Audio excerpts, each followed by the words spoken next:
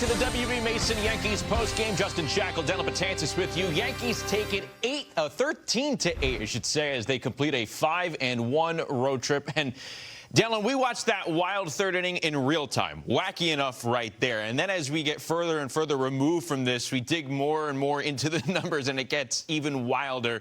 13 runs on 11 hits for this team. You had some batters nearly reach the plate for 3 times in one inning. Let's get to your Hyundai opening comment. Pass the baton. I mean, that third inning was pretty wild.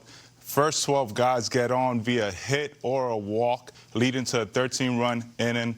Something that hasn't happened since 2005, I believe. But they were 1 run away from, breaking the franchise record in 1 inning of 14 runs. I mean, that was pretty incredible, something I've never seen. And, Will Warren was efficient from innings 2 through 6. He only threw about 53 pitches, leading the team to a series win and a happy flight. Yeah, that third inning makes for one messy scorebook if you were keeping tally at home. Also made up for some messy headaches for the A's pitching staff. Let's check out the top of the third inning in our highlights presented by your local Ford stores. Anthony Volpe led off this frame with a little dink into shallow center field. I tell you what, Dylan, the outfielders had a lot of trouble on this day, but as this inning continued to snowball from Jacob Lopez, it felt like the Yankees offense was starting to smell blood. Yeah, Schulman walks there, and then Wells, he was behind the count, but draws a walk as well. Paul Goldie does a great job of hitting the ball opposite field. Pitcher doesn't cover the bag. He's going to feel this after that. So a couple of walks. You have some mental mistakes defensively, and that's where the Yankees really started to get some hits together. You see Ben Rice continuing to punish the baseball, and you'd have to imagine that the dugout at this point, they sensed that they could do some serious damage against a pitcher. Yeah, like you spoke about it here, Justin. I mean, center fielders had trouble again here with Aaron Judge. Butler kind of freezes on that ball. Ball drops right in between. That was a great hit for Judge at that point in the game. And Lopez, his run wearing thin. Bellinger with the punishment here, a single into right field.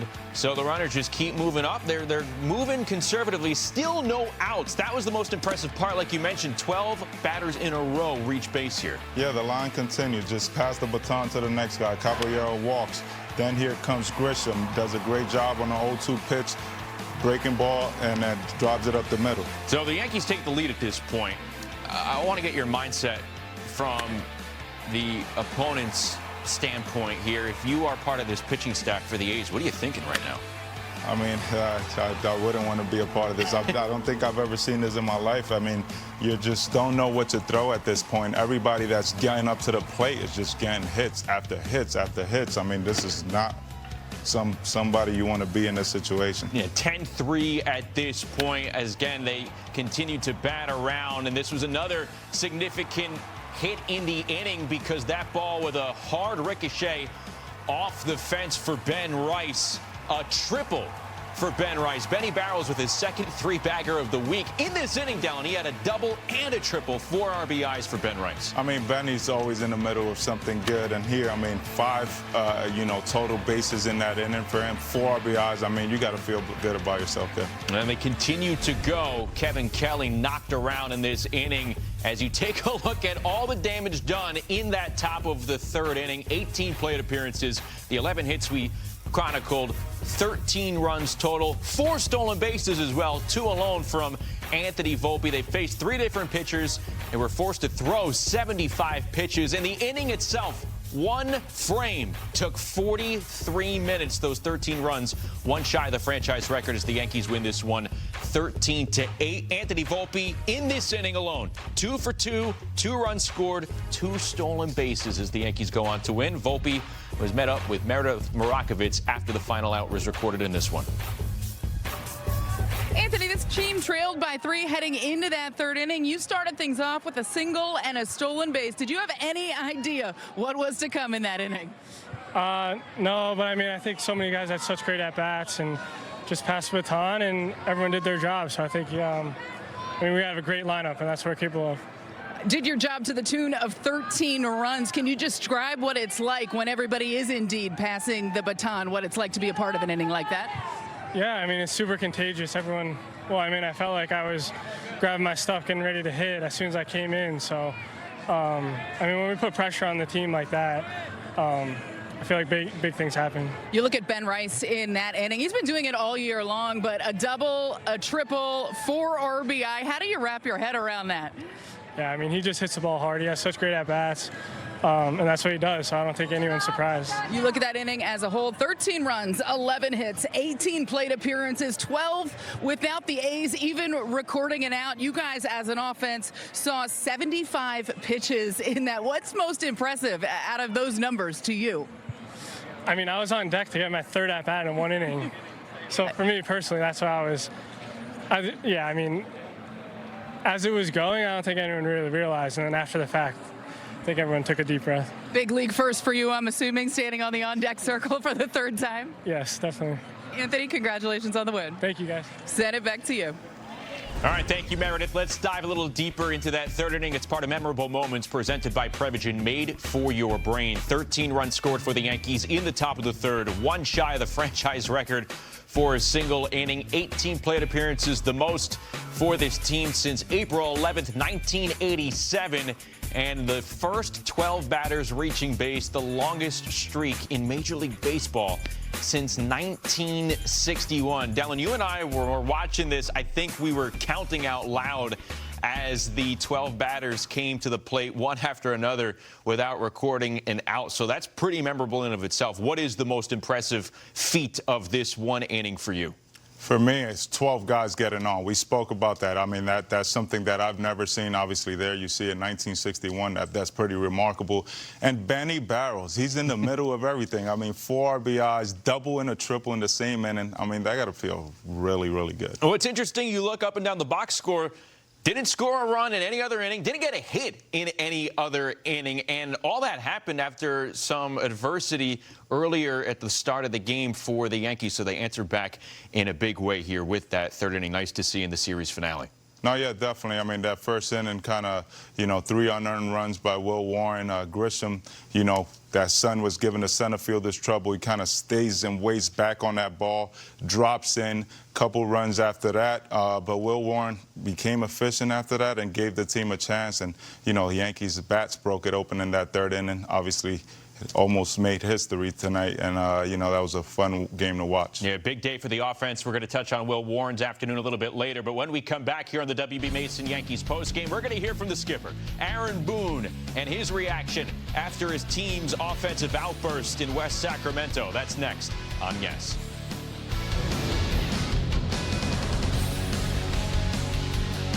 .com to discover movement that inspires. Yankees take the rubber game against the A's 13-8, so they win 2 out of 3 in West Sacramento after sweeping the Royals in Kansas City to complete a 5-1 road trip. 13 runs all scored in 1 single inning. The top of the 3rd as they sent 18 batters to the plate. Will Warren picks up the win. 6 quality innings for the right-hander as Aaron Boone's team is going back to the East Coast to start up their homestand at 36-23. Let's hear from Aaron Boone in the Toyota Managers Report. Aaron, how do you wrap your head around what you witnessed in that 3rd inning?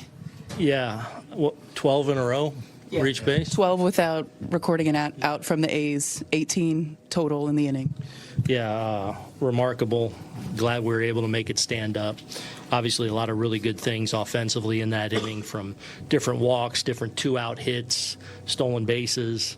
I don't think the prettiest game on either side necessarily, but we were able to make a really outstanding inning stand up, and I thought Will did a good job of settling in, dealing with that obviously the long 3rd inning. When do you see a starting pitcher go down to the bullpen? And I mean, it got that long, so good job by him of locking in and giving us 6 strong innings there. So had a few grays here today, but obviously a great way to finish a really good road trip. Aaron, you kind of say that jokingly when you see a pitcher do that, but at what point in time do you get a little concerned? I mean, he's meant so much to you about going back out there after, I believe, 43 minutes of a top of an inning. Yeah.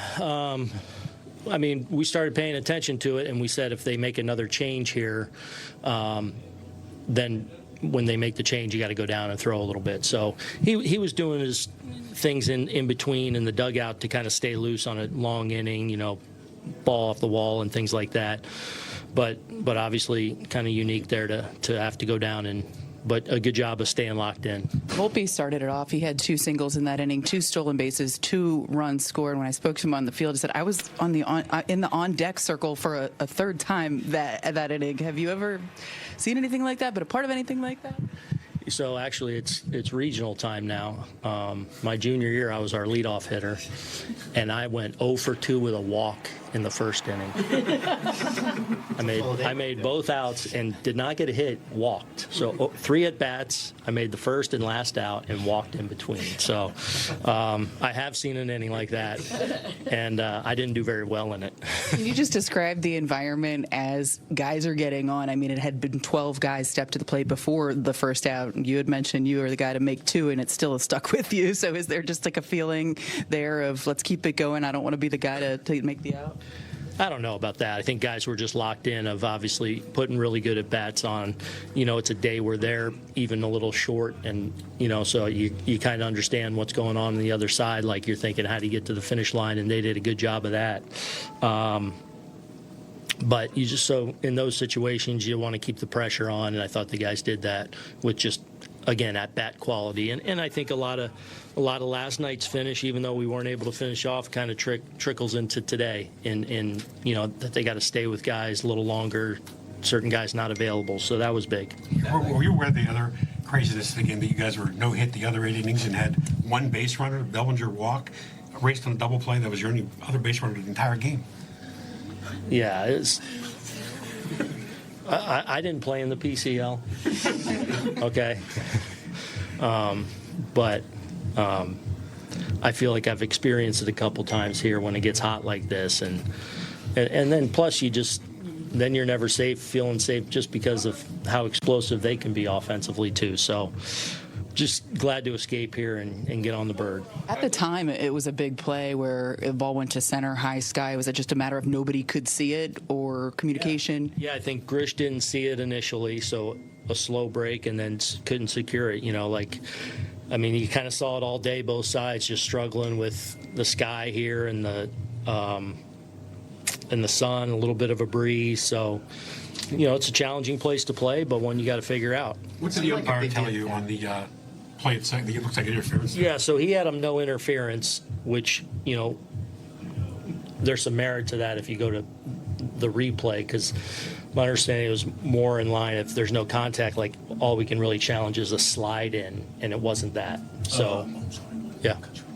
18 batters, no home runs, just RBIs after RBIs. I think up to that point, 8 players had at least 1 RBI. How often do you see that, or you don't see that? Yeah, probably not very often. You put 13 runs on the board and not leave the yard.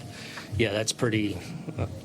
Today was just a strange day all around, so add that one to the list. Aaron, I think this was the first time you guys had Jen Powell behind the plate. She was the first woman to do that. How do you think she did today? Yeah, I thought she did well. A lot of challenges, a lot that got upheld.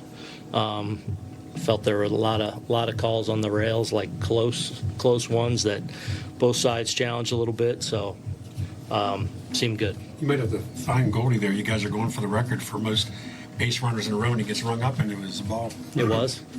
Yeah. Come on, Jen. You talked about Schumann pregame. What did you think of the role that he had in kind of kickstarting that inning, and obviously the double later in? Yeah, great. I thought his walk was a great at bat. He was one of the guys that got a 2-strike hit down the line, so he provided a good spark. I knew he'd give us good at bats, and he did. So good to get him in there and have him play a meaningful role. How do you sum up, this series and the Kansas City series going back home? Well, look, anytime you win 5 out of 6 on the road, it's a really good trip. So you take that. I feel for the most part we played well. Today was one of those crazy games that I don't know what it was, but it was a win. So, obviously a good way to go back cross country and do an off day. So much going on in that one top of the third inning offensively, but it kind of trickles over to the pitching side for the Yankees because at one point, given the constraints of Sutter Health Park, there's no tunnel to throw underneath the dugout. Will Warren has to physically go out to the Yankees bullpen to stay fresh. That just illustrates how different the ballpark is, but how long that inning went on for. Justin's very unique situation there. Obviously a long inning, kind of feels like almost like a rain delay, right? 40+ minutes. So you need to get your arm going. When I pitch in certain games like this and we score 6 runs, I'm like, offense, hurry up, please get out. I want to get back out there. But for Will Warren, he has to run across to the bullpen and kind of get his arm going again. But he did a great job of, continue to pour strikes in there. He threw 70% first pitch strikes, but very unique situation. Obviously,